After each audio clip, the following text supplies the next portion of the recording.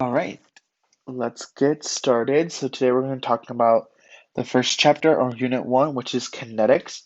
So what is kinetics? So in this chapter, we're going to talk about reactions and more specifically how fast they go or how far towards completion are they.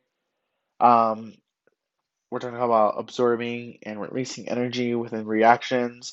And so we're going to be talking a lot about reaction rates. So that has to do with chemical kinetics, which is a study of how fast a change occurs in a chemical reaction, which focuses on the reaction rate, the change in concentration of the reactants or the products as a function of time. And then different conditions give you different rates. So let's talk about those conditions.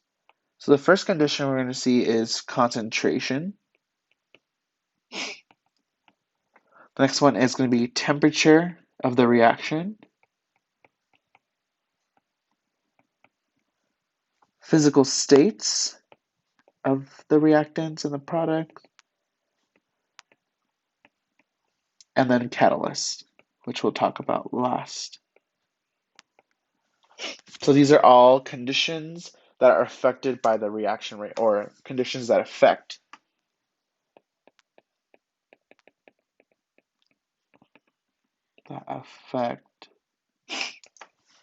reaction rates. So it's these ones. We'll talk about them more in depth in a little bit or in a later video, but I just wanted to introduce those concepts. Next thing I want to talk about is how do we express reaction rates. So one way there's multiple ways to express reaction rates, but to start, let's just do expressing reaction rates. So a rate can be defined as or equals a delta or in change of one of the reactants, maybe A, or products, concentration of A over the change in time. And if you think about like what is change, which is like final minus initial, right? So you can do like maybe concentration of A, the final state, final concentration of A minus the initial concentration of A over T2 minus T1, the time interval.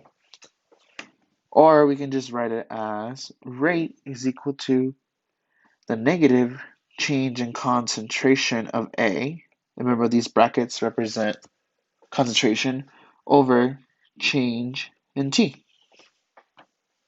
So this is one of the formulas you want to write down in your formula sheet or somewhere that you know so you can have it with you at all times.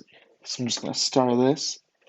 You want to write this one down and you're going to ask, why is this one negative? Well, if you think about how a reaction proceeds, if we have like a general, let's see, why negative?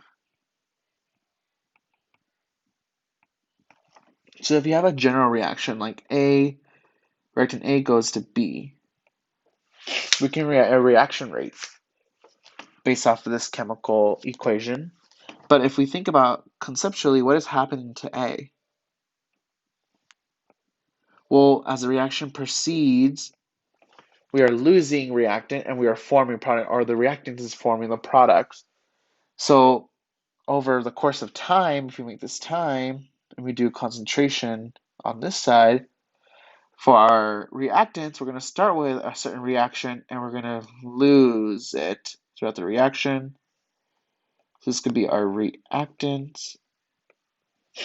And then for our products, we're going to start with 0, but we're going to get a lot more product. It's evening out because of equilibrium. So we have a products. So that's what's happening.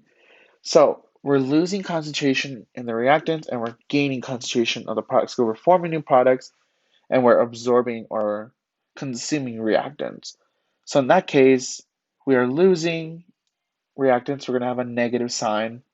So if we were to write the rate for this equation, the simple equation, then then our rate would be equal to negative concentration of A over a certain time interval, should be delta, and then it's going to be equal to as well the positive change in concentration of B over the change in T. So that's how you write the rate for this problem. This is kind of in terms of ratios or whatever you're giving in terms of these numbers, but that's how you rewrite it just as a regular rate. Again, reactants, we're losing, so it's always going to be negative. Products, it's going to be positive. Okay? So we can just do an example. Let's say we have C2H4 gas with O3 gas. And we'll talk about what this symbol means, or these arrows mean later if you haven't seen them. But they just mean in equilibrium, and we'll talk about that in the next chapter. We have this gas plus O2 gas. So this is our chemical equation. So how would we rate the rate for this equation? Well, you can just look up to the top what the rate's going to look like. Okay. We have a reactant, so let's write it. So our rate is going to be equal to, this is just going to be 1, 2. So we're going to put the negative, right, because it's a reactant, concentration of C2H4 in brackets, change in T is equal to the negative concentration of O3 over change in T. This is also going to be equal to, now we're on products, we're over here now with 3 and 4. We'll do the same concentration of C2H4O. It's going to be positive, but we're still going to change in T, which is equal to another, again, positive change in O2 over change in T. Again, reactants are going to be negative,